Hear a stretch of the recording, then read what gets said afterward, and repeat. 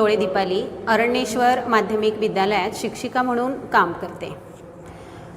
तर आज आपण इयत्ता 8वी इंग्रजी विषयातील युनिट 2 मधील लेसन अभ्यासणार आहोत। 2.2 the name of the lesson is the house builder. मुलांनो, ही एक अतिशय सुंदर कथा आहे, मॉरल स्टोरी आहे। It tells us always do your best. This story tells us always do your best. Let's learn the story. The House Builder. This is a story of a mason who worked for a building contractor. ही एका मेसनची story आहे। Mason means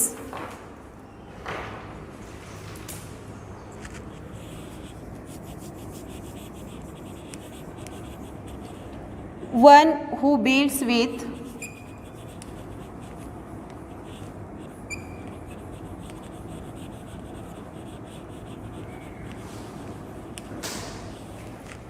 Mason means one who builds with stone, bricks, cement, etc. and that is called गवंडी। एका गवंड्याची story आहे ही। The mason always strove to do his work to perfection.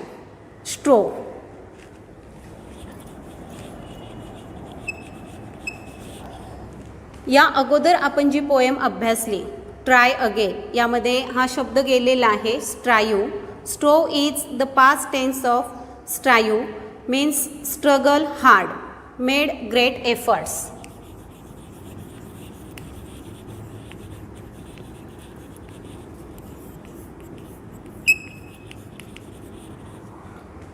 See, the mason always strove to do his work to perfection.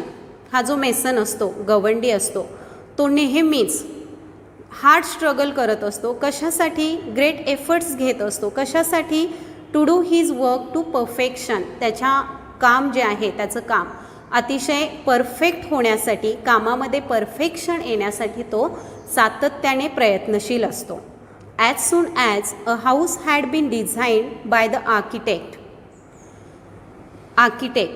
Architect means the person who plans and designs the structure of our house, the structure of the building. It is called architect. And details finalized by the engineer. बघा काय म्हटलेलं आहे, as soon as a house had been designed by the architect. आर्किटेक्टकडून त्या घराचं, बिल्डिंगचं design तयार झालेलं असतं। And details finalise by the engineer. इंजिनियरनीही त्याच्याशी रिलेटेड डिटेल्स फायनलाइज केलेल्या असतात। The contractor would send for the mason. हा जो कॉन्ट्रॅक्टर आहे तो पुढच्या कामाची जबाबदारी जी आहे ती गवंड्यावरती सोपवितो and leave the responsibility of building the house to him. त्याचबरोबर हे घराचं बांधकाम पूर्ण करण्याची जी जबाबदारी आहे ती गवंड्यावरती सोपविली जाते। The mason would then, without wasting any time, start his work. आणि मग हा जो गवंडी आहे तो कोणत्याही प्रकारचा वेळ न दवडता त्याच्या कामाला सुरुवात करतो। He would take great interest in his work of building. तो त्याचं जे काम आहे ते अधिक इंटरेस्टनी करत असतो and do it with full dedication. आणि हे जे काम आहे ते तो विथ डेडिकेशन करत असतो। Dedication means committed to task और पर्पज. अतिशय निष्ठापूर्वक काम करणे। त्याचं जे काम आहे तो अतिशय इंटरेस्टनी, आवडीनेही करत असतो and with dedicated mind. Dedication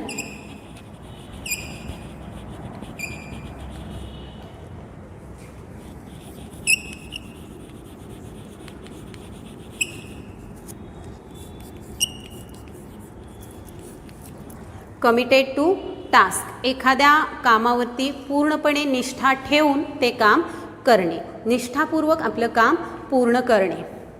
he made sure that he use the best construction material.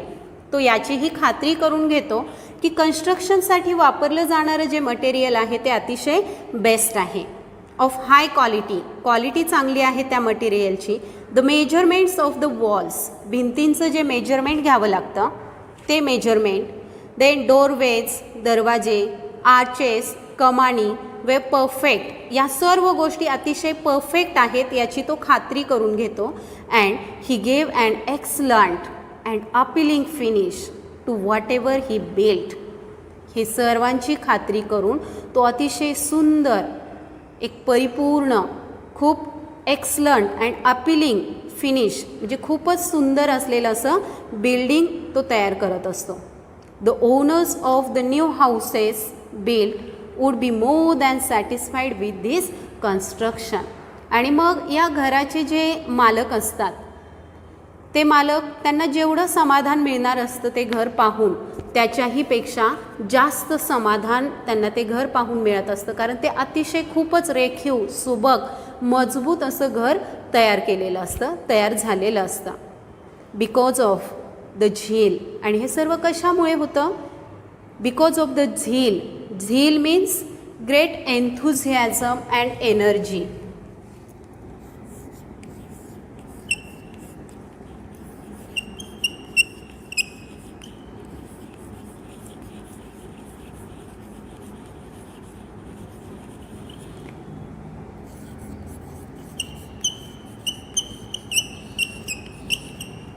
अतिशय उत्साह, diligence means constant careful efforts, diligence.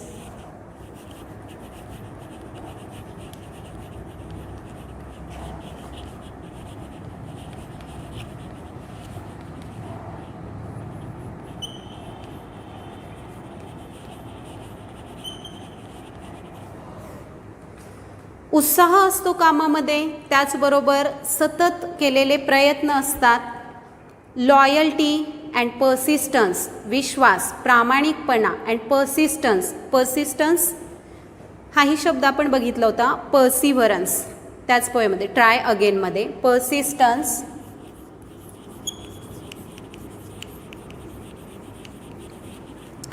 Persistence means continuous efforts.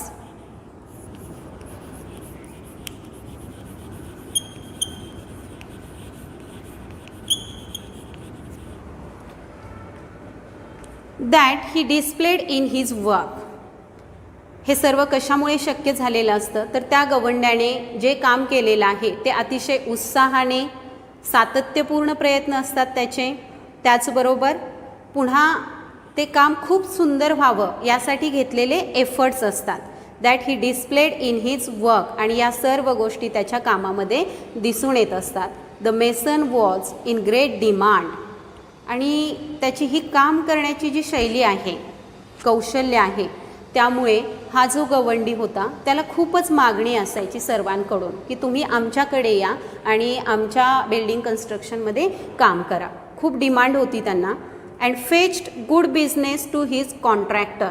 त्यामुळे तो ज्या कॉन्ट्रॅक्टरकडे काम करायचा घरं बांधण्याचा, त्या कॉन्ट्रॅक्टरला भरपूर बिझनेस मिळायचा की या कॉन्ट्रॅक्टरची घरं घेतल्यानंतर ती अतिशय सुंदर असतात आणि याच्याकडून आपण घर घ्यायला पाहिजे, असं त्या कॉन्ट्रॅक्टरचा बिझनेस खूप छान व्हायचा.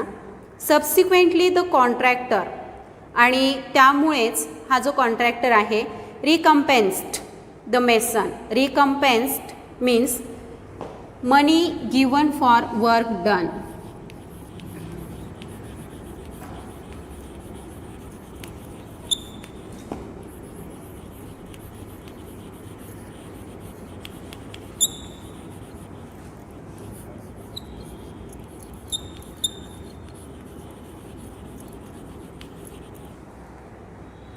जे काम केलेलं आहे त्या कामाचा मोबदला देणे, पगार देणे.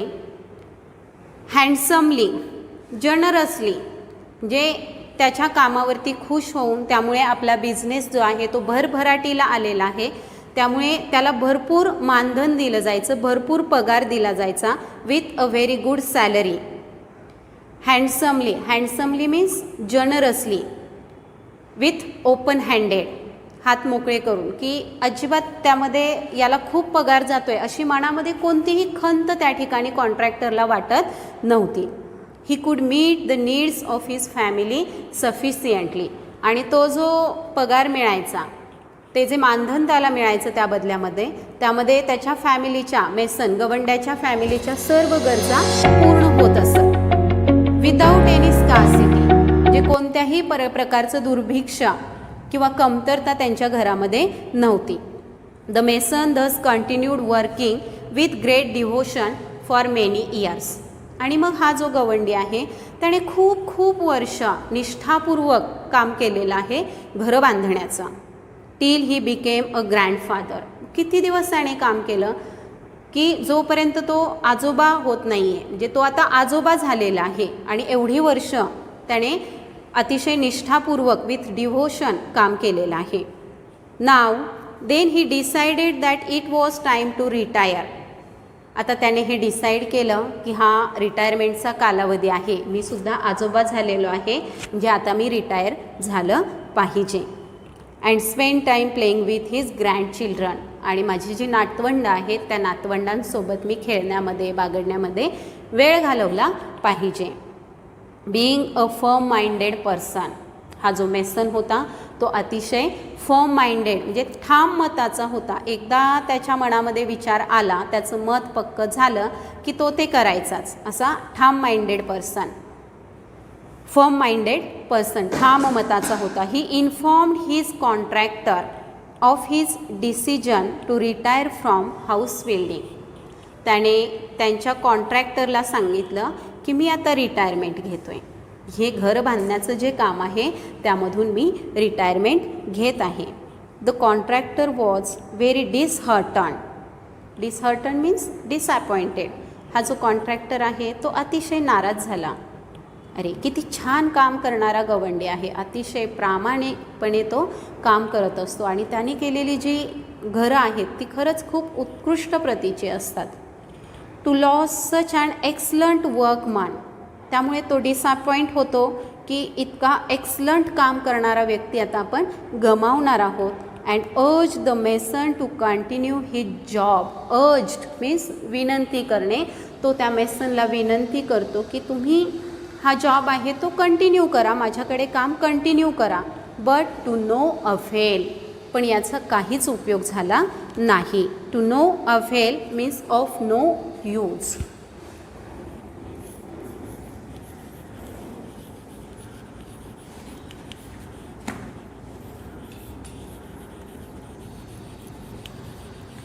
या विनंतीचा काहीही उपयोग झाला नाही. The mason had made up his mind. त्या गवंड्याने त्याच्या मनाची पूर्ण तयारी केली होती. And refuse to carry on. आणि पुढे काम करण्यासाठी नकार दिला. Finally the contractor convince the mason to build one last house on a beautiful and convenient site as a special favour. पण शेवटी काय होतं बघा, तो कॉन्ट्रॅक्टर कन्व्हिन्स करतो, म्हणजे त्यांचं मन, मेसनचं मन परिवर्तित करतो. कशासाठी की शेवटचं एक घर बांधून द्या मला. On a beautiful and convenient site. अतिशय सुंदर अशी जागा, लोकेशन निवडलेलं आहे त्या घराचं आणि त्या ठिकाणी मला एक सुंदर घर बांधून द्या ॲज अ स्पेशल फेवर. आणि एक तो खास विनंती करतो तो गवंड्याकडे की ठीक आहे रिटायरमेंट घ्या पण एक शेवटचं घर मला बांधून द्या. The mason agreed to do so with great reluctance. Mason agree होतो यासाठी, सहमती दर्शवितो with great reluctance. Reluctance means unwillingness, not willingly, reluctance.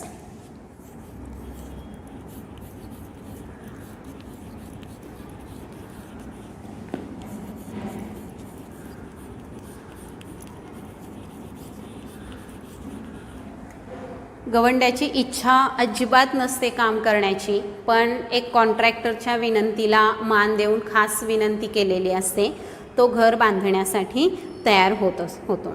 The mason agreed to do so with great reluctant, not too happily either. पण तो काही फारसा आनंदी नसतो यामध्ये. The construction started. आता हे घर बांधण्याचं काम सुरू होतं. It was a most beautifully designed house to be built at a sought after location.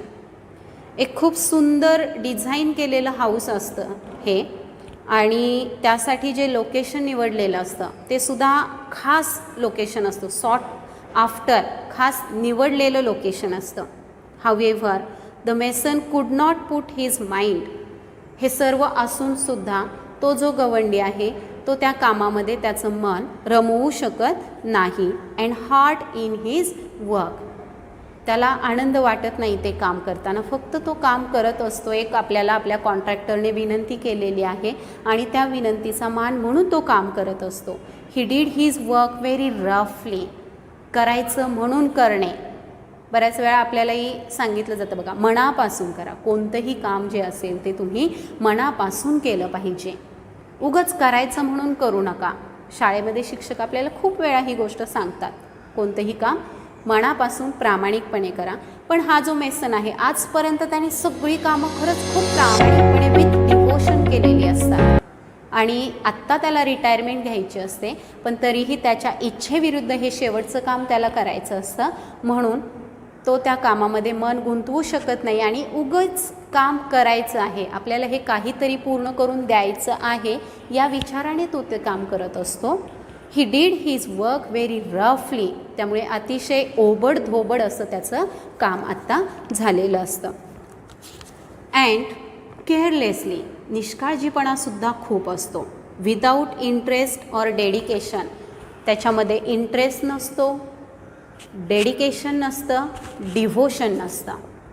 Even the building material used was of low quality, आणि बिल्डिंग मटेरियल इतर वेळी या अगोदरची घरं बांधताना तो बिल्डिंग मटेरियल असं चेक करून घ्यायचा, चांगल्याच क्वालिटीचं असलं पाहिजे. पण यावेळी बिल्डिंग मटेरियल जे आहे ते लो क्वालिटीचं होतं, तरीही त्याने तक्रार केली नाही की हे लो क्वालिटीचं आहे, हे बदललं पाहिजे, चांगल्या क्वालिटीचं वापरलं पाहिजे. आहे त्या मटेरियलमध्ये त्याने ते बांधकाम पूर्ण केलेलं आहे. लो क्वालिटी तर लो क्वालिटी, त्याला काही फरक पडला नाही. But he did not care, त्याने त्याची काळजी केली नाही. He simply wanted to complete the job in haste and finally retire. त्याने ते जे काम आहे, शेवटचं काम, शेवटचं घर त्याचं अतिशय घाईघाईमध्ये पूर्ण केलेलं आहे. हेस्ट.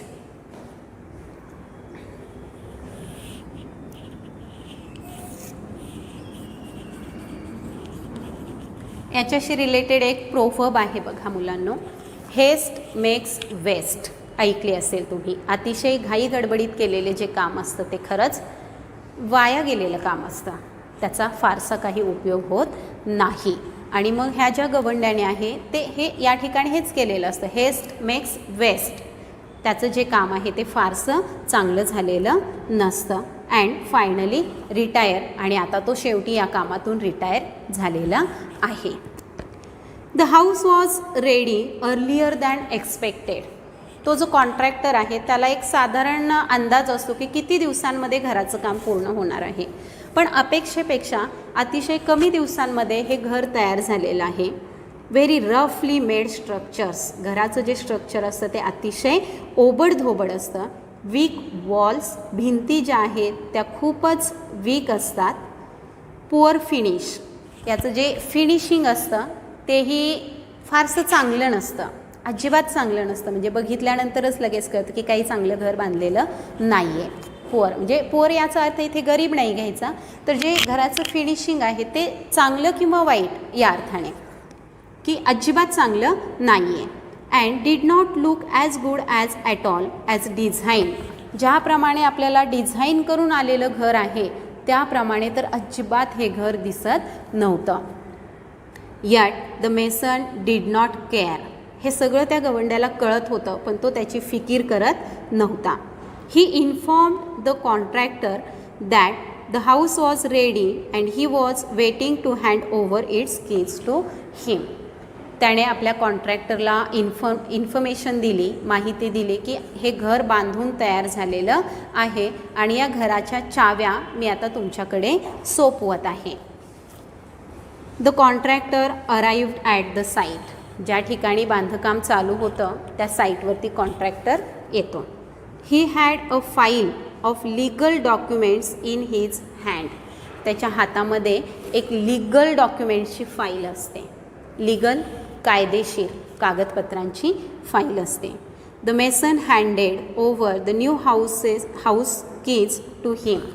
तो गवंडी त्या कॉन्ट्रॅक्टरकडे नवीन घराच्या चाव्या सोपवितो. But the contractor did not step forward to enter the house.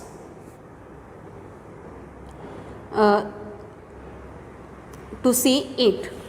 पण तो जो कॉन्ट्रॅक्टर आहे तो चाव्या त्या मेसनच्या हातामध्येच तशाच ठेवतो आणि ते जे घर बांधलेलं आहे आतमध्ये घरामध्ये प्रवेश करत नाही. जनरली घर कसं बांधलेलं आहे, बिल्डिंग कशी बांधलेली आहे हे पाहण्याचं काम ते करत असतात, पण कॉन्ट्रॅक्टर असं काहीही करत नाही.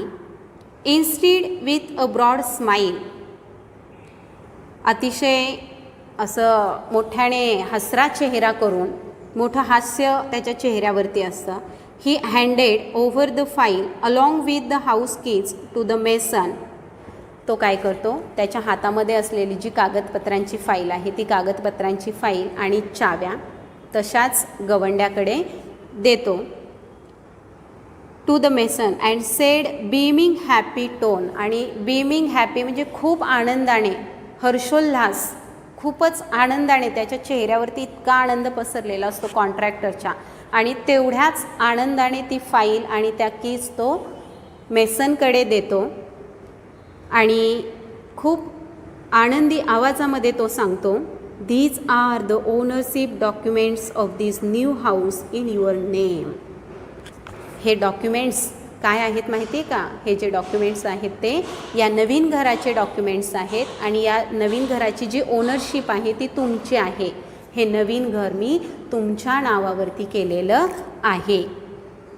The house is yours. हे जे घर बांधून पूर्ण झालेलं आहे ते तुमचं घर आहे. I had planned it as a gift for you. Me planning केलं होतं की रिटायरमेंटच्या वेळी मी तुम्हाला काहीतरी गिफ्ट द्यावं आणि हे घर माझ्याकडून तुम्हाला आता गिफ्ट असणार आहे. इथे आपला लेसन संपतो आहे मुलांना. पण बघा आता काय वाटलं असेल त्या मेसनला, त्या गवंड्याला आता काय वाटलं असेल? कारण ते घर बांधताना कोणत्याही प्रकारचा इंटरेस्ट त्याने घेतला नव्हता, त्या कामाची क्वालिटी पाहिली नव्हती, फक्त तो काम करत होता, पूर्ण करायचं आहे म्हणून तो काम पूर्ण करत होता. पण आता हे ॲज अ रिवॉर्ड म्हणून ते घर त्यालाच मिळालेलं आहे. मग म्हटलं होतं की नाही आपण मघाशी, ऑलवेज डू युअर बेस्ट. नेहमी जे काही काम कराल, कोणतंही काम असू द्या, नेहमी ते काम बेस्ट करण्याचा प्रयत्न करा. त्यानंतर मागच्या पोएमध्ये आपण अभ्यासलं होतं की time will give you reward. योग्य वेळ आल्यानंतर तुम्हाला तुमच्या कामाचं बक्षीस हे मिळतच असतं.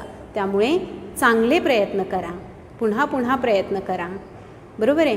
त्याच प्रकारे ही स्टोरीसुद्धा आपल्याला मॉरल या ठिकाणी शिकवत आहे.